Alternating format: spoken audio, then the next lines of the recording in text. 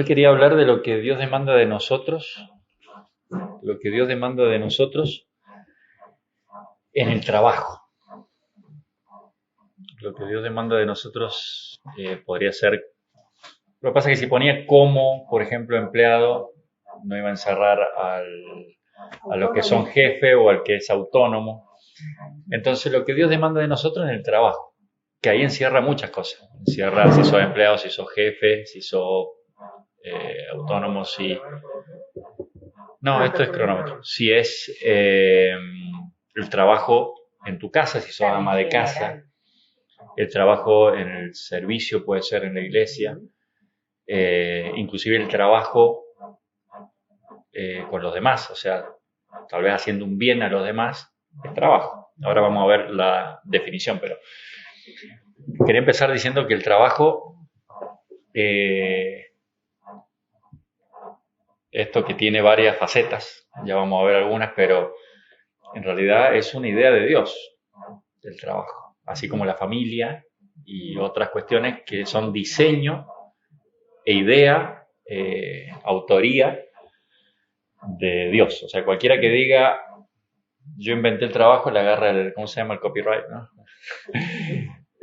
Dios creó el trabajo. Y todo lo que él hacía, como salía en la creación, decía, y vio que era bueno, ¿no? No hubo nada que decía, bueno, y vio que era malo, ¿no? Él lo creaba y era perfecto. Pero algunos dicen que, claro, el trabajo fue creado en el mundo ideal. ¿Cuál era el mundo ideal? Donde todavía no había pecado, ¿no? Entonces él hizo un huerto, el huerto era perfecto y creó el trabajo. A ver quién tiene Génesis 2:15, que me lea ese versículo, o dio una tarea, ¿no? Designó.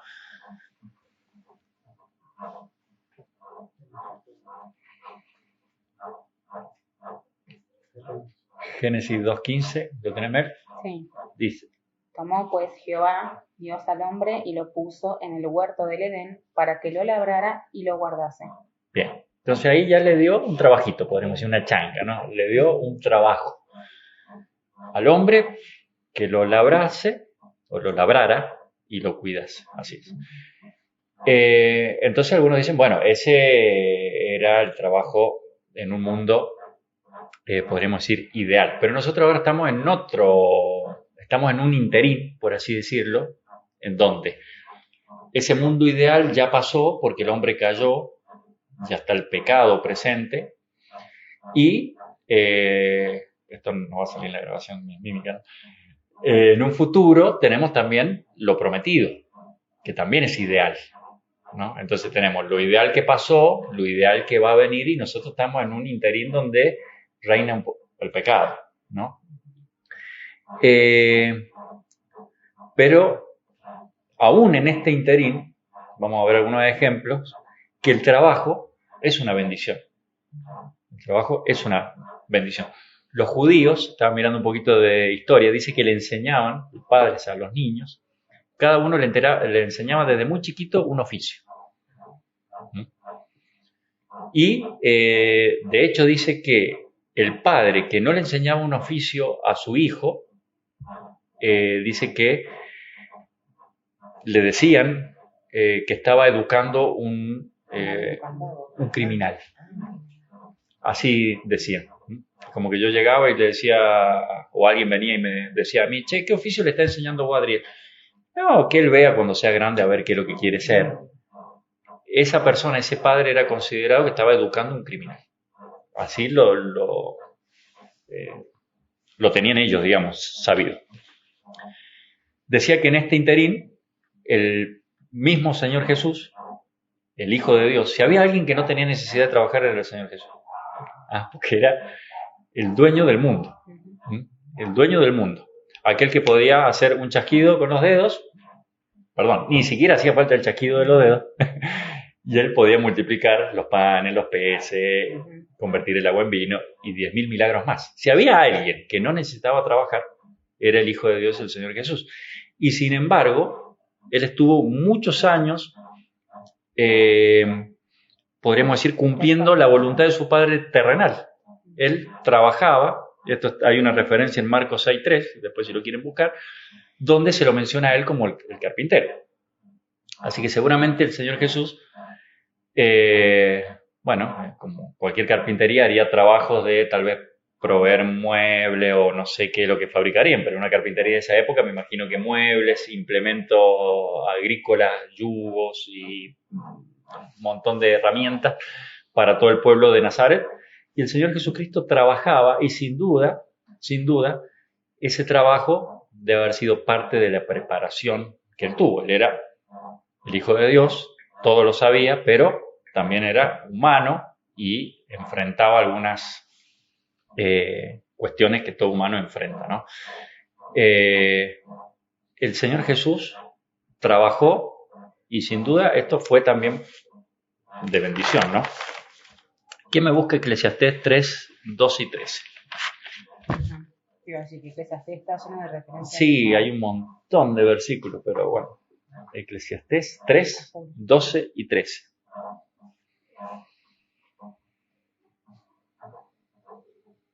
¿Lo tenés, Cari? Yo he conocido que no hay para ellos cosa mejor que alegrarse y hacer bien en su vida, y también que es don de Dios que todo hombre coma y beba y goce el bien de toda su labor. Dice, es don de Dios que todo hombre beba, coma y goce, como dice al final, El bien de toda su labor. el bien de toda su labor, ¿no? Como que el trabajo, claro, dignifica, pasa a ser un gozo, ¿no? ¿Qué significa trabajo? La palabra trabajo. ¿Tiene algo en mente? Una tarea, tiene que ver. O sea, llevar a cabo una tarea. Llevar a cabo una tarea. Yo busqué el original, viene del latín. Estás como grande. Sí, más o menos, me bajo los anteojitos. Del latín tripaliare. Suena italiano, ¿no? Sí. Tripaliare, sí, o trabajare, una cosa así, pero es tripaliare. Y dividida la palabra es tri de tres palos. 3 palos. O sea que el sueldo mínimo tiene que ser 3 palos. Nah. No, 3 palos, dice. Que se usaba en esa época, era un yugo de 3 palos donde se ataban a los esclavos para azotarlos. De ahí viene, o sea, cuando en esa época se inventó la palabra, tenía que ver con eso. Y no tenía tanto que ver con el trabajo, sino con lo que producía el trabajo, que era cansancio, dolor, fatiga y todas esas cosas. Entonces la gente cuando volvía del campo, de trabajar y todo, quedaba como si lo hubieran azotado, más o menos, una cosa así. Y de ahí tiene el significado. Por eso los chilenos, fíjense cómo le dicen al trabajo. Pega. Tiene que ver con eso. La pega.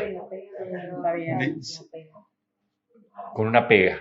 Yo tengo una pega, dice. Y bueno, tiene que ver con me azotaron. O quitar la roña también.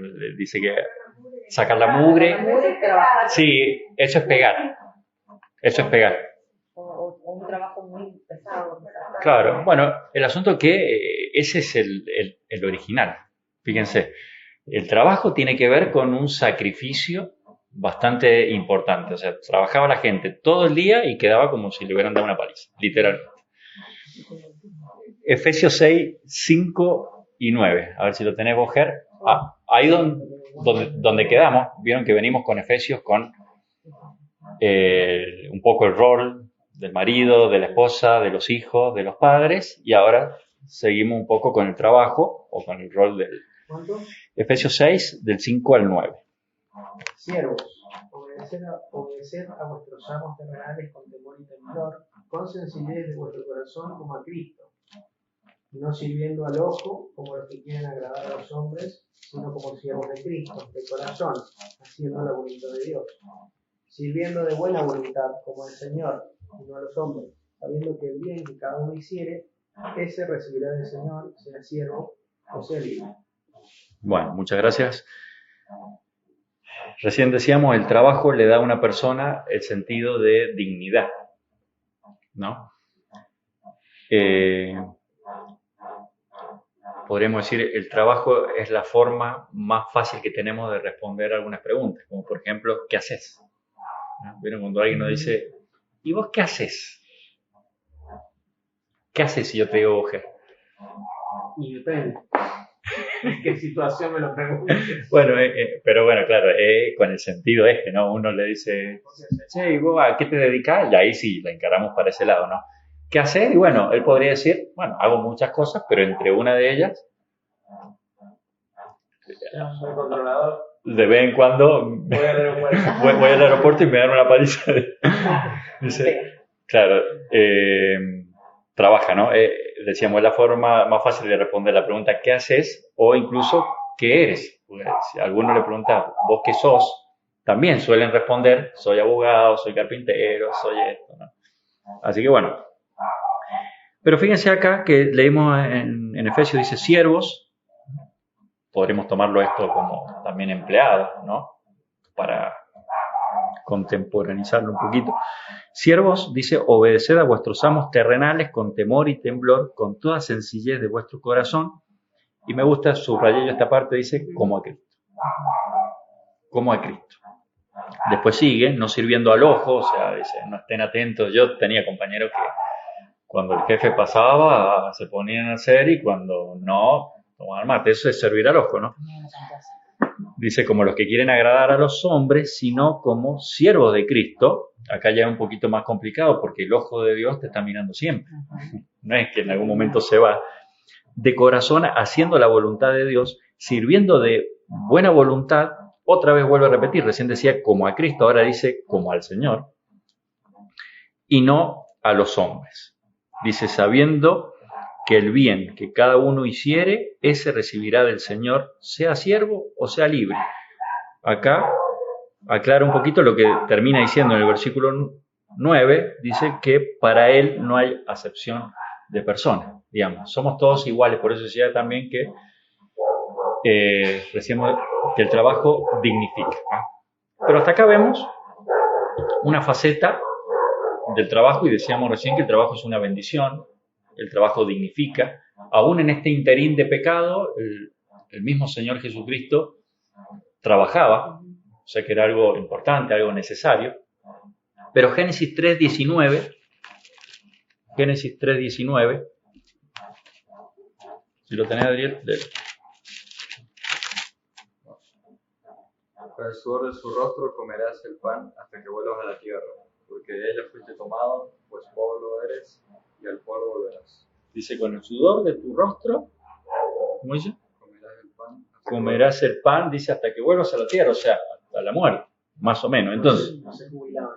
claro, podremos decir que de repente el trabajo cambia, esto que es una bendición, que es todo muy lindo, después de la caída o del pecado. Por lo menos, aparentemente, no estamos asegurándolo, pero para algunas personas cambia y ahora el trabajo significa la ingrata tarea de las obligaciones.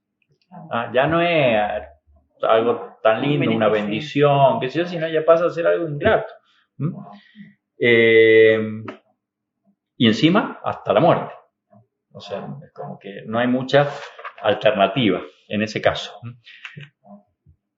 Y recién vos dijiste, en esa época no había jubilación, pero hoy en día hay muchas personas que el trabajo es algo ingrato y tienen la esperanza de llegar a la jubilación, al menos con salud, como para en ese momento disfrutar de la vida. La realidad es que para algunos el trabajo es una bendición, para otros el trabajo puede directamente apoderarse por completamente de la vida. Conocemos personas así. Convertirse el centro de su existencia. O sea, son personas que lejos del trabajo entran en una depresión, están desorientadas, inseguridad, no saben qué hacer. Por eso, de hecho, hay personas que, por más que se jubilen, siguen trabajando.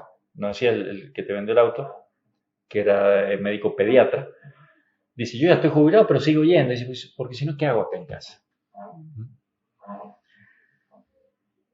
La realidad, y acá es donde tenemos que hacer el cambio, es que recordar que dice, ¿trabajás para vivir o vivir para trabajar? Exactamente. Los cristianos necesitamos aprender, es el tema de hoy, ¿no? Necesitamos aprender a trabajar, pero de la manera que Dios propone.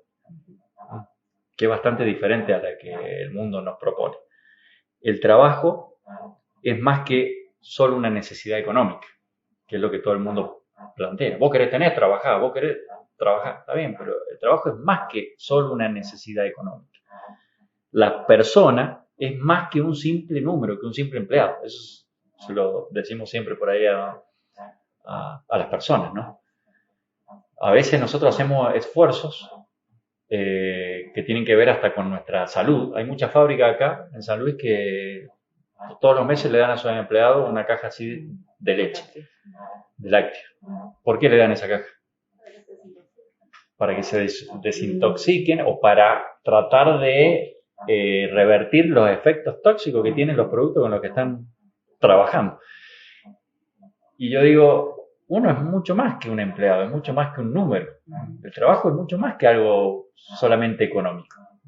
Si te dan eso es porque te están haciendo daño. Y uno tiene que entender que, bueno, tarde o temprano va a llegar una factura por un lado o por el otro, ¿no? El trabajo, bien entendido en la vida del cristiano, es una forma de ministerio.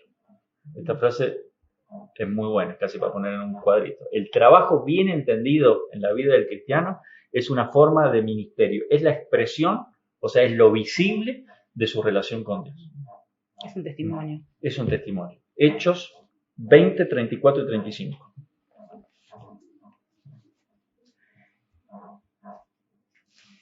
Y ahora vamos a empezar con las preguntas. Hechos 20, 34 y 35, decía el apóstol Pablo. Antes vosotros sabéis que para lo que me ha sido necesario a mí y a los que están conmigo, estas manos me han servido.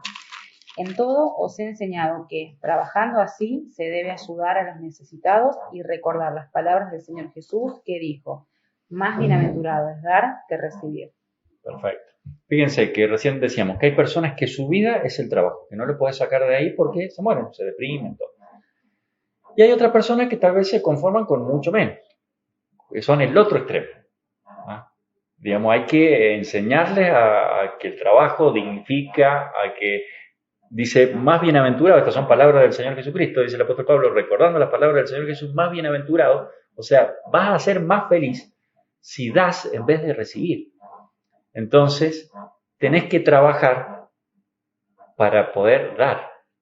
Una vez escuchaba un mensaje que decía que el Hijo de Dios tiene que trabajar de tal manera que gane tanto para aportar a la obra de Dios, daba sus puntos basados con su versículo y todo, aportar para la obra de Dios, proveer para su familia. Ya habíamos visto que el hombre, una de sus responsabilidades es ser proveedor del hogar, entonces aportar para su familia. Ahí habíamos visto, creo que 1 Timoteo 5:8, porque quien no provee primero para los suyos es peor que un incrédulo, ya ha negado la fe, dice. Y también ganar lo suficiente para ayudar a los necesitados. O sea que no es, gano, pagué todas las deudas y salí hecho y yo con eso estoy feliz. No, es dar para la obra de Cristo, suplir las necesidades de mi familia y tener lo suficiente para ayudar a los necesitados. Entonces, si te conformas con menos de eso, hay algo que está pasando. Y probablemente malo. Decía el apóstol Pablo, fíjense, dice que me ha sido necesario a mí y a los que están conmigo, estas manos me han servido. Generalmente siempre que habla de manos, la Biblia hay un montón de versículos, hablan del trabajo. Dice, estas manos me han servido, dice, me han servido a mí. En todo os he enseñado que trabajando así se debe ayudar a los necesitados. Esto es lo que decíamos recién y ahí es donde hace referencia a las palabras del Señor Jesucristo. ¿Tenés algo para acotar? No, Decir. hay un texto que dice que tenés que trabajar para tener con qué compartir. Sí. No me acuerdo dónde estaba porque Si lo encontrás, lo ponemos. Sí, hay un montón de versículos que hablan del trabajo y proverbios, un montón. De acá surge una pregunta que me gustaría que nos hiciéramos todos, y es, ¿de qué manera usás vos tu trabajo para bendecir a otras personas? Ahí está, Efesios 4:28. De Efesios 4:28 dice, el que hurtaba no hurte más, sino trabaje haciendo con sus manos lo que es bueno para que tenga que compartir con el que padece necesidad. Exactamente, sí. Repito la pregunta. ¿De qué manera usás vos tu trabajo para bendecir a otras personas? ¿De qué manera? Y en esto hay trabajos que son más bendecibles, podríamos decir, ¿no? Digamos, en realidad con todo se puede, porque aún ese trabajo que vos decís, no, pará, yo soy, no sé, ingeniero nuclear. Acá, no sé, no estoy esperando que se rompa un cohete para ir a darle una mano a alguien y bendecir a alguien. Tal vez con tu trabajo no sentís que no tenés un campo de acción directa, pero tal vez podés bendecir a los demás con el fruto de tu trabajo. Que puede ser que si sos un ingeniero nuclear, me imagino que no gana 2 pesos, ¿no? Entonces, siempre se puede bendecir a otros, ¿no? Y de la manera más irrisoria, ¿no? Uno tiene que, como decía el apóstol Pablo, él le servía para él y le servía para bendecir a las demás personas. Otro puntito dice, el trabajo y la espiritualidad van de la mano. Me lo imagino los dos agarraditos de la mano, corriendo, como amigos inseparables. No se pueden separar. El trabajo y la espiritualidad van de la mano. Gálatas 5:25 es cortito.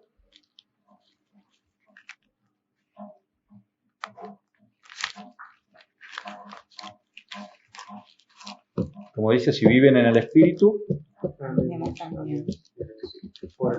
anden también en el Espíritu, ¿no? En otras palabras, como que dice, sean coherentes. Si viven o dicen que viven de una manera, bueno, también anden, hagan las obras que tienen que ver con lo espiritual. Fíjense que el cristianismo, anoté acá, no es como una prenda que nosotros nos podemos poner según donde vayamos. Vieron que tenemos, bueno, yo uso también un remero para todo, pero por ahí sí, tenés esta prenda para algo especial, esto para allá. ¿Ah?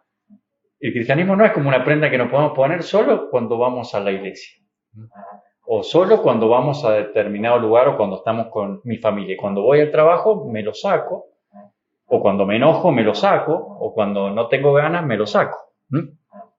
Dice, sean coherentes. El cristianismo es una nueva vida, o sea, el cristiano es un nuevo ser, una nueva criatura. Primero, 2 de Corintios 5:17. De modo que si alguno está en Cristo, nueva criatura es, las cosas viejas pasaron. Aquí son todas hechas nuevas. Es una nueva criatura. Así que estamos llamados a no ser cristianos que en algún lugar somos y en otros no. Y acá estamos incluyendo el trabajo. Estábamos en Gálatas. Fíjense, Gálatas 5:22, donde habla del fruto del Espíritu.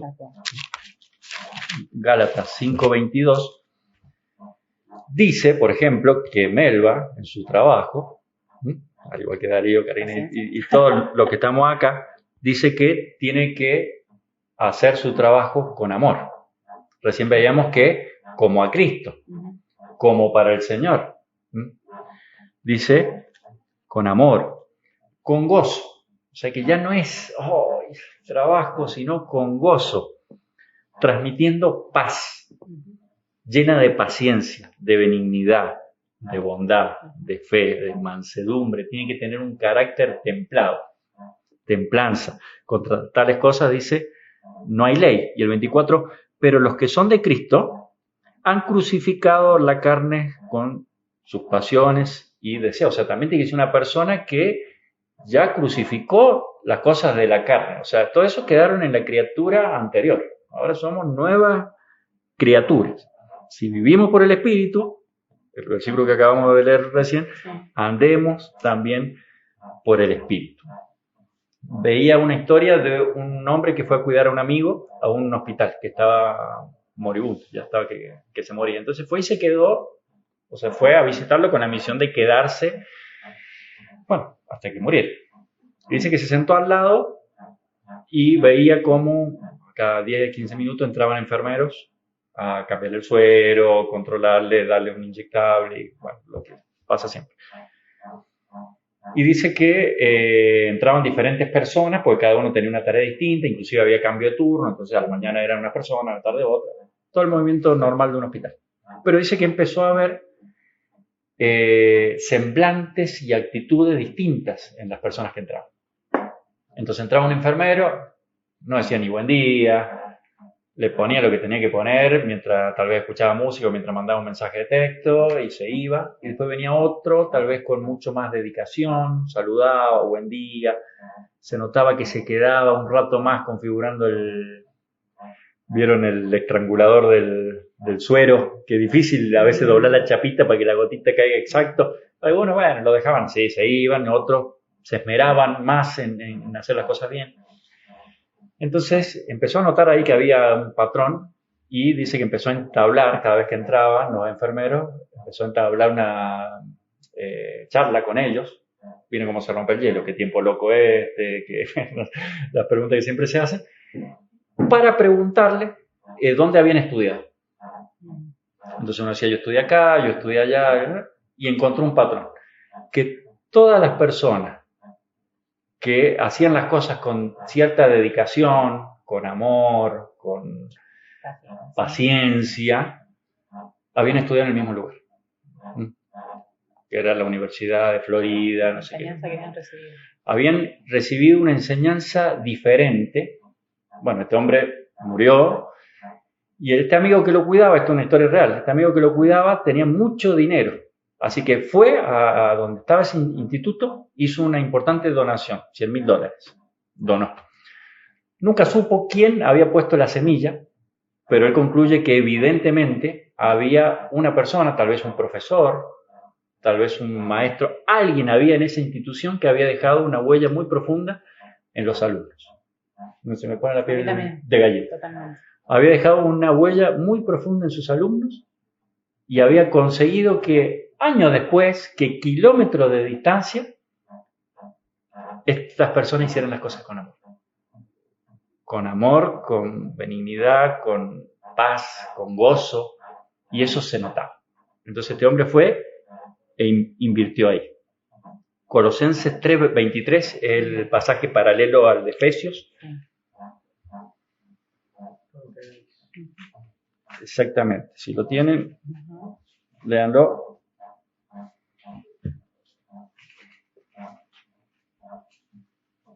Y todo lo que hagáis, hacedlo de corazón como para el Señor y no para los hombres, sabiendo que del Señor recibiréis recompensa de herencia, porque Cristo, el Señor, es servicio. Exactamente. Otra pregunta más de estas que nos tenemos que hacer para nosotros, ¿no? Vos, ¿cómo estás manifestando tu espiritualidad en las tareas cotidianas de la vida? ¿Estamos dejando una huella? Seguro. Pero ¿qué huella estamos dejando? El otro día hablaba con mi hermano y me contaba que había ido mi tío y le contaba, esto no era acá en San Luis, era en San Rafael, sí. Y había ido un plomero a hacer un trabajo en la casa de él, un plomero. Y bueno, mientras hacía su trabajo se ponen a hablar de cosas y le empezó a contar que había ido a una iglesia evangélica a hacer un trabajo que nunca se lo habían pagado, que era un desastre, que el pastor de esa iglesia también le había, porque el hombre hacía planos, le había hecho hacer los planos, no sé qué, que nunca se lo había entregado, se lo había pagado, que, bueno. Y claro, hablaba y mi tío sabía a quién se refería, porque él iba a esa iglesia. Entonces mi tío le dice, es una iglesia que vos entrás, que tiene una escalerita, que al final tiene dos paredes así como 45 grados, y tiene el bautisterio, y después vos arriba tiene para que se cambien. Y el hombre le dice, sí, ¿cómo la conocés? Dice que yo nací en esa iglesia, dice. Y dice que el hombre se quedó medio blanco, porque había estado un buen rato hablando mal de las personas, ¿no? Y bueno, de ahí no sé cómo habrá seguido la historia, ¿no? Pero la pregunta que hacíamos recién, ¿qué tipo de impresión o de huella estamos dejando nosotros en nuestras actividades cotidianas, ¿no? Como trabajador, como maestro, como lo que seamos, ¿no? Otra pregunta, ¿qué tipo de Perdón, la primera pregunta habíamos dicho, ¿cómo estamos manifestando nuestra espiritualidad? ¿Cómo estamos y qué huella estamos dejando? Una de las trampas más comunes que el enemigo está usando hoy en día, una de las trampas más comunes es, lo noté porque era una palabra rara, es la tendencia a compartimentar o particionar sería, ¿no? Dividir nuestra vida en partes. Dividir nuestra vida en partes. Entonces, así como decíamos recién, que el ser cristiano no es algo que nos podemos poner y sacar. Entonces el enemigo nos ha hecho creer que, bueno, nuestra vida laboral es una cosa, nuestra vida familiar es otra cosa, nuestra vida espiritual es otra cosa, nuestra vida de ocio es otra cosa. Entonces yo puedo ir al trabajo y el Señor lo deja. Trabajo secular. Exactamente, la vida secular, ¿viste? O el trabajo secular. Entonces es como que nos ha hecho creer que podemos hacer esa división. Y es cierto que tenemos que a veces saber hacerla, pero con las cosas correctas. No está bien, por ejemplo, que nos llevemos el trabajo a la casa. Bueno, en mi caso yo trabajo en mi casa. En la cochera lo dejo. Porque muchas veces tenemos un montón de problemas en el trabajo, llegamos a la casa y seguimos, porque el trabajo. Ahí en esos casos está bueno hacer una división y decir, bueno, para el trabajo, hasta mañana, listo. Pero no con lo espiritual, con las cosas que realmente corresponden. Nosotros restringimos la presencia de Dios en diferentes áreas. Anoté acá algunos conceptos. El trabajo del cristiano surge de la comunión y el trabajo con Dios. O sea, aunque suene el trabajo, como decía Germán, secular, entre comillas, que no es secular, pero nuestro trabajo diario en el cristiano surge de la comunión y el trabajo con Dios. Como, dice que todo lo que tenemos que hacer, claro, todo lo tenemos que hacer como para el Señor. Como estos enfermeros lo hacían como si fuese Cristo el que estuviera ahí. Como decía Cristo, a mí me lo hicieron. Una vez yo estuve preso, en la cárcel, una vez pedí agua, una vez estuve enfermo, una vez, y ellos dijeron, pero ¿cuándo te lo hicimos? Bueno, se lo hicieron a cualquiera, a uno de los más pequeñitos, me lo hicieron a mí. El trabajo es una manera en la que podemos practicar la presencia de Dios. Recién decíamos que algunos lo ven como una bendición, otros como una maldición. Pero el trabajo es la oportunidad que vos y yo tenemos de demostrarles a las demás personas que la presencia de Dios está en mí. Porque está buenísimo que vos y que yo tengamos la presencia de Dios en nosotros. Eso está genial. Pero si solo queda en nosotros, no sirve de nada. Nuestra fe, podremos decir, sin esas obras que necesitamos hacer, es muerta. Es la oportunidad que tenemos. Compartimentar o particionar nuestra vida espiritual es limitar a Dios a solo un día. Tal vez en la semana que venimos un jueves, un domingo. Es limitar a Dios tal vez a una hora o a un área de nuestra vida. En otras palabras, para decirlo lisa y llanamente, es rechazar a Dios. Es decirle, en esta área no te necesito, no te quiero. ¿No? Cuando Dios tiene que estar involucrado en todas las áreas de nuestra vida. Ya para cerrar, al final, ¿el trabajo es una maldición o una bendición? Una maldición. Fíjense, Génesis 3:17. Bueno, claro, ahí cambia la connotación de lo espiritual. Porque Es una pregunta. en Eclesiastés lo da a entender que es una bendición. Y aparte, sí, todo lo que tenés que hacer como por el Señor.